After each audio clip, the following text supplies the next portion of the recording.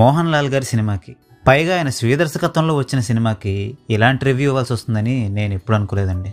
But ఏం చేస్తాం, ఎంత పెద్ద లెజెండరీ యాక్టర్ అయినా ఎంత ఎఫర్ట్ పెట్టి సినిమా తీసినా ఆ వచ్చిన అవుట్పుట్ మంచిగా లేకపోతే దాన్ని మంచిగా లేదనే చెప్పాలిగా. ఎనీవే, ముందుగా ఈ మూవీలో ఉన్న పాజిటివ్ పాయింట్స్ గురించి చెప్పాలంటే, టెక్నికల్ ఆస్పెక్ట్స్ పరంగా ఈ మూవీ చాలా బాగుంది. అఫ్కోర్స్ 3D ఎఫెక్ట్స్ని ఎఫెక్టివ్గా చూపించాలనే ఉద్దేశంతో వస్తువులన్నీ మన మొహాన్ని విసిరేసే షార్ట్స్ కొంచెం ఎక్కువగానే పెట్టినా కూడా ఓవరాల్గా ఈ మూవీ యొక్క visual effects and sound designing మనకు నచ్చుతాయి.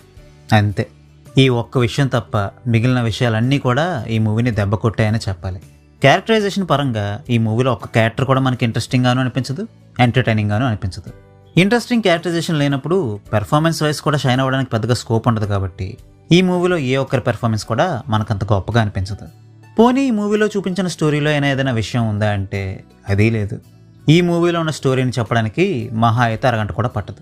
అలాంటి ఒక కథను తీసుకొని దాన్ని అనవసరంగా 2.5 గంటల పాటు సాగదీసి చూపిస్తే ఎలా చూడగలని చెప్పండి.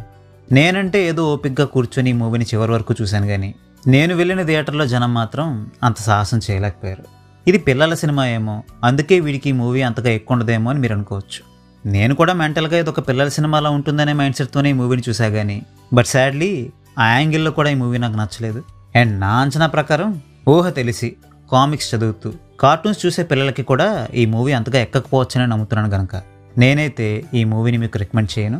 ఒకవేళ మీకేమైనా ఈ మూవీ మీద స్పెషల్ ఇంట్రెస్ట్ ఉంటే ఈ మూవీని ఒకసారి చూడడానికి ట్రై చేయండి. So well, that's a rap on this video. ఈ వీడియో మీకు నచ్చితే వీడియోని లైక్ చేయండి. మరిన్ని మూవీ రివ్యూస్ కోసం ఛానల్కి సబ్స్క్రైబ్ చేసుకోండి. We will meet you next video. Thanks for watching.